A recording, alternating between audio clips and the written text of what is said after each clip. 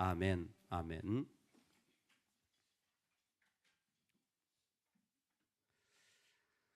어릴 적에 초등학교, 국민학교를 다니면서 첫 번째로 기억나는 게 국민교육 헌장을 외웠던 것이 기억납니다. 여러분 외우세요? 우리는 이 땅의 민족중앙의 역사적 사명을 띠고 뭐 등등등등 쭉쭉쭉쭉 나갔던 내용입니다. 항상 그걸 외우게 했고 생각해 보면 그거 못 외웠다고 선생님한테 맞기도 하고 막 그랬던 기억도 있는 것 같습니다. 1897년 일본은 국민교육 헌장을 선포하게 됩니다. 우리가 외웠던 그게 일본 교육이 그대로 들어온 것이었죠. 내용은 천황은 신이고 백성은 신민으로서 따라야 할 규칙을 만든 것이 바로 국민교육 헌장이었습니다. 그것이 선포될 때 일본의 모든 사람들은 기꺼이 국가를 위하여 그리고 국가의 신인 천황을 위하여 얼마든지 자신의 삶을 드릴 태도와 각오를 그런 어떤 고백들을 통해 다진 거죠. 그때 기독교 신학자였던 우찌무라 간조가 국민교육 헌장 이것은 반대합니다. 이것은 옳지 않습니다. 국가가 천황이 신일 수도 없지만 국민이 신민일 수도 없습니다. 이런 식의 교육은 이 나라에 있어서는 안 됩니다. 라고 1897년, 1997년이 아니라 1897년, 1884년에 우리나라 갑신정변이 일어났으니까 우리나라로 치면 아직 그런 얘기도 제대로 나누지 못할 신하가 무슨 그런 말을 합니까? 바로 목이 달아날 순간 간조는 거기에 대해 반대를 하죠. 일본도 마찬가지입니다. 특히나 일본같이 군국주의가 강한 나라의 군국주의를, 국가주의를 반대하는, 거의 말 그대로 매국노고 그리고 배신자고 낙인 찍혀버리는 것입니다. 그런데 우찌무라 간조가 그의 책에서 그 상황을 설명하는 게 무엇이냐면 이 땅에 우리가 섬겨야 할 대상은 없다라는 거예요. 이 땅에 우리가 모셔야 할 대상은 없다라는 겁니다. 그게 국가라 할지라도 우리가 섬겨야 할 대상, 우리가 그렇게 추앙해야 할 대상은 아니라는 거예요. 여러분 동의하십니까? 우리나라 동의가 안 돼요. 왜냐하면 우리나라는 정당을 목숨처럼 지지하기 때문에. 정당이 목숨 같아요. 정치적 신념이 목숨 같아요. 일본은 훨씬 더 합니다. 정당을 뛰어넘는 국가에 대하여 생명을 바치잖아요. 국가에 대한 마음이 일본, 정당에 대한 마음이 한국 떠날 수가 없어요. 오랜 역사의 깊은 뿌리인데 우찌무라 간조가 뭐라고 하냐면 성령은 우리에게 국가에 대한 잘못된 애정을 끊으라고 합니다. 강력하죠. 여러분 우리가 신앙을 살아간다는 것이 얼마나 놀랍냐면 정말 섬기고 정말 사랑하지만 그것이 내 신앙의 대상, 내 안에 그것이 끊을 수 없는 대상이 되는 일은 아무것도 없다라는 것입니다.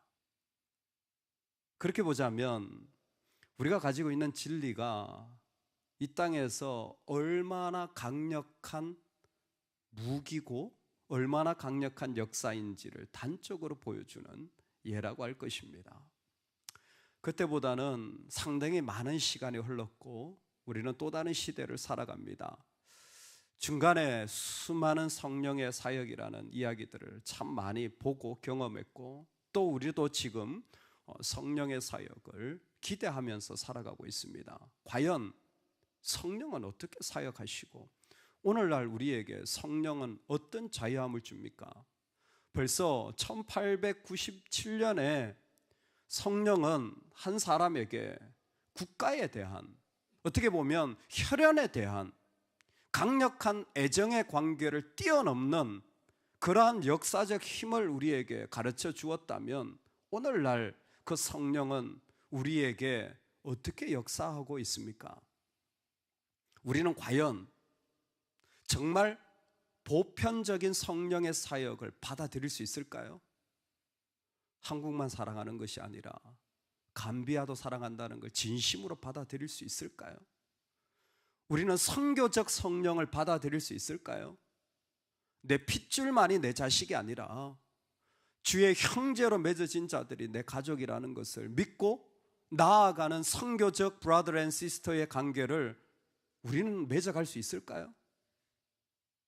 사실 교회에서 하는 수많은 사역이 이름은 선교적이고 이름은 보편적인데 정말 성령의 사역인가 물어본다면 오늘 우리가 그 자리에 서 있는 거예요.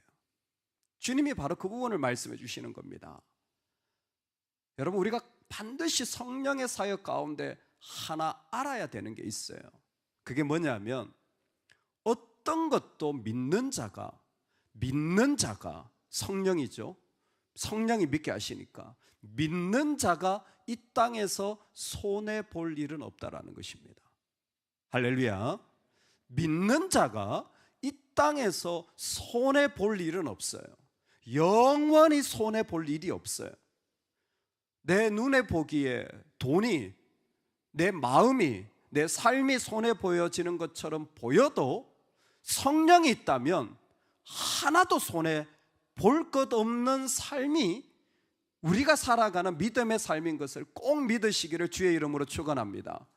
내가 평생을 모아서 드린 재산을 잃어버린다고 할지라도 손해 볼 거 없고요. 내가 그렇게 애정을 다해 다한 일들이 무너진다고 할지라도 손해 볼 거 없고요. 내가 그렇게 사랑을 다해 키운 자식이 나를 사랑해 주지 않는다고 해도, 아니 그가 제대로 못 산다고 해도 내 인생 손해 본 거 하나도 없습니다. 성령이 있다면. 성령은 오늘 우리 가운데서 하나님의 역사를 일으키시는, 아니 하나님의 역사를 완성시키는 하나님의 영입니다. 그래서 예수님이 이 부분을 반드시 얘기해 주고 싶은 거예요. 내가 떠나는 것이 너희에게 유익이라. 지금 분리되고 선생을 잃어버리고 예수 그리스도가 그들과 함께 있지 않는 것처럼 보이는 그 자리가 너희에게는 유익이라. 할렐루야. 할렐루야. 내 눈에 보기에는 다 떨어져 나간 것 같은데 성령은 뭐라고 말하냐면 이게 너희에게 유익이다.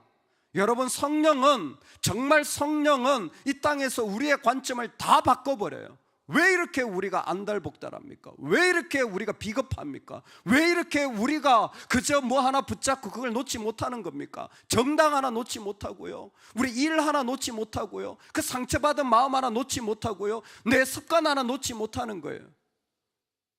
심지어 내 자신조차 놓지 못하는 거예요. 왜? 손해볼까 봐, 억울하니까, 그거 없으면 못 살 것 같으니까. 예수님이 말씀하십니다.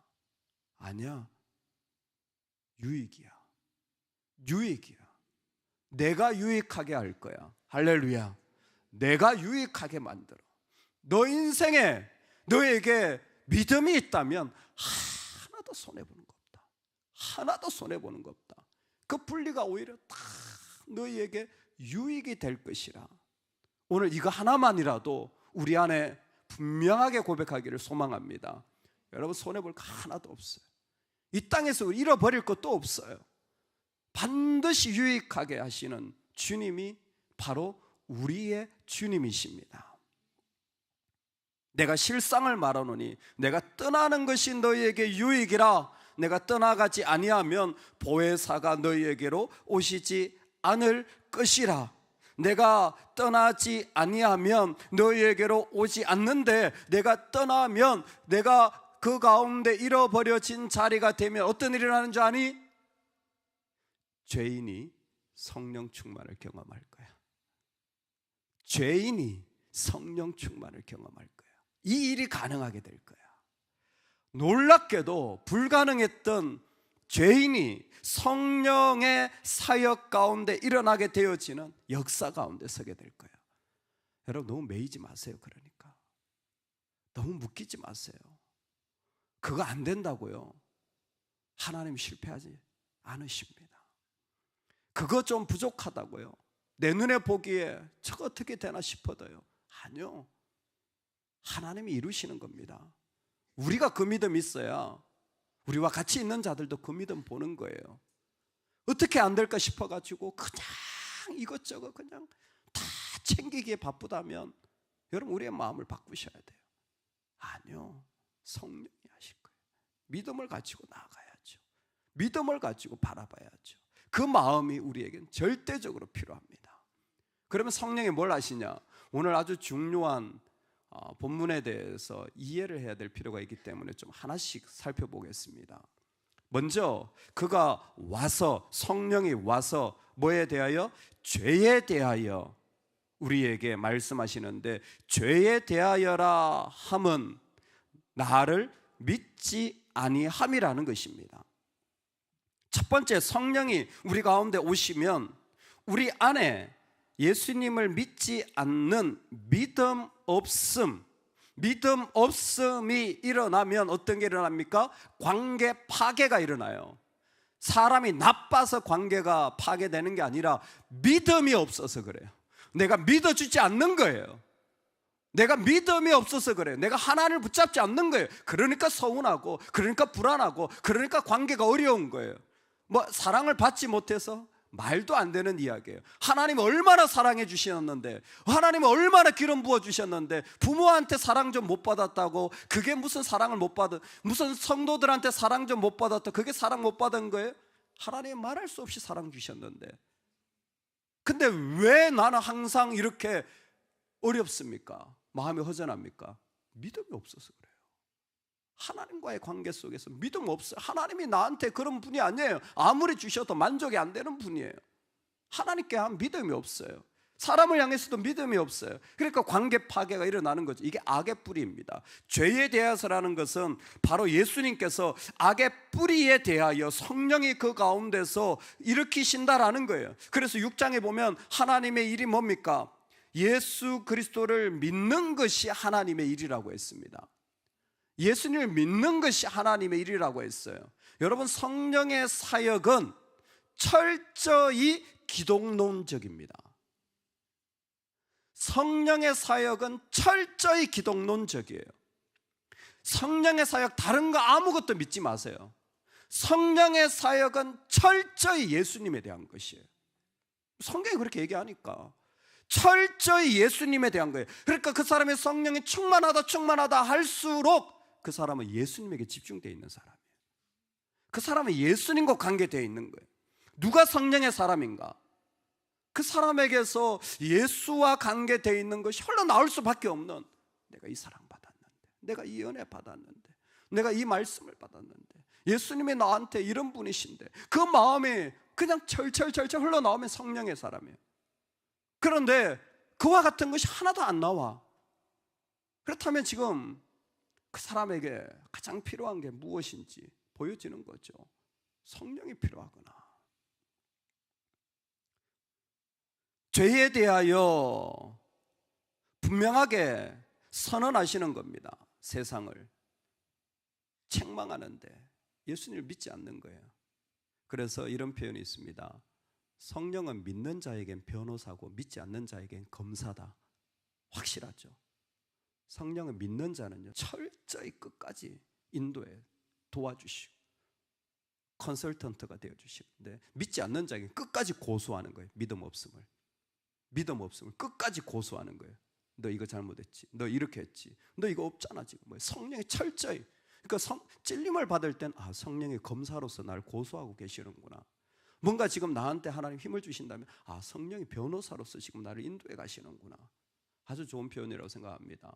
성령은 죄에 대하여서 분명하게 드러내는데 믿음 없음에 대하여, 그러므로 말미암아 일어나는 모든 관계가 부서짐에 대하여 성령은 밝힙니다. 그래서 성령 충만할수록 기독론적입니다. 두 번째, 의에 대하여입니다. 10절인데요 같이 한번 읽겠습니다. 시작. 의에 대하여라 함은 내가 아버지께로 가니 너희가 다시 나를 보지 못함이요. 아멘. 아주 중요하고도 사실 요한복음에서 가장 어려운 말씀 가운데 하나입니다. 의에 대하여라 함은 내가 아버지께로 가니 너희가 다시 나를 보지 못하며. 빨리 설명드리겠습니다.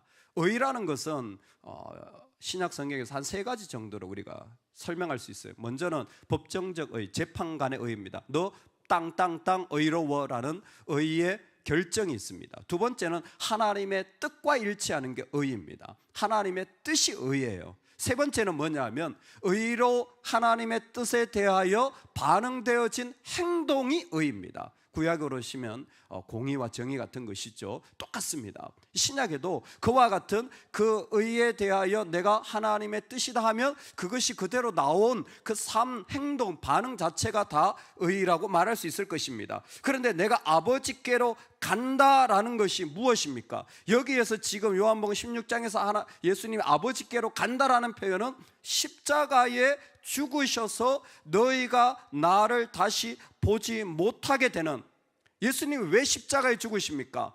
하나님의 뜻에 따라서, 아버지의 뜻에 따라서 십자가에 죽으시고 다시 제자들을 보지 못하게 되는데, 이게 예수님의 의입니다. 예수님의 의로움이 십자가가 그대로 말해주는 거예요. 말 안 해도 하나님의 뜻에 따라 죽으시는 자리까지 자기를 내어주시는 행동이 다 포함되어 있기 때문에 그 전부가 다 예수님은 의이십니다. 그러니까 성령은 예수님의 의에 대하여 우리 가운데 드러내주시는 거죠. 예수님의 의가 뭐라고요? 십자가라니까요. 예수님의 의가 뭐라고요? 십자가라니까요. 그래서 십자가 아래서 백부장이 성령으로 진실로 이 사람은 하나님의 아들이었도다 고백하게 하는 거예요. 왜? 하나님의 아들로 하나님의 뜻을 이루는 자리가 되어지기 때문에 그렇습니다. 다시 보지 못하는 슬픔의 시간이지만 오히려 그 자리는 하나님의 의가 드러나는 자리로 바뀌어진 겁니다. 십자가죠. 십자가는 죽음의 시간이고 아픔의 시간이고 고통의 시간이지만, 그러나 오히려 그 시간은 하나님의 의가 드러나고 행하여지고 완성되어지는 자리로 생명으로 바꾸시는 것이 하나님의 역사였습니다. 자, 그리고 이 말씀을 한번 봅시다. 의에 대하여라 하면 내가 아버지께로 가니 너희가 다시 나를 보지 못하며. 내가 십자가에 죽어서 다시 나를 보지 못하지만 그게 너희에게 의가 되어질 거다. 그 의의 길로 성령이 너를 인도하실 거다. 그래서 성령으로 살아가는 성령의 역사가 일어나면 실패의 자리고 죽음의 자리지만, 아니요, 십자가의 자리가 되어지는 거예요. 십자가의 자리가, 성령은 십자가라고 말하는 거예요. 근데 그 십자가가 나한테는 뭐예요? 말할 수 없는 든든한 의가 되어지는 거예요. 이게 말할 수 없는, 내가 주님 앞에 나아가서 고백할 의가 되어지는 거예요. 내가 똑바로 행해서 의가 아니라 나의 십자가를 지는 것이 나의 의가 되어지는 거예요. 세상으로 봐서는 정말 비난받고 돌 맞는 일이에요. 사단이 하는 일이에요. 근데 성령은 그렇게 고백하지 않아요. 성령은 그 가운데 이게 내 영광이고 이게 내 십자가고 이게 내 의로움이라. 왜? 주님이 나한테 주시는 거니까. 할렐루야. 놀랍죠? 그리고 마지막 한 절 더 보고 마치겠습니다. 심판에 대하여 성령이 일으키시고 말씀해 주는데 11절에 심판에 대하여라 하면 이 세상 임금이 심판을 받았습니다. 아멘.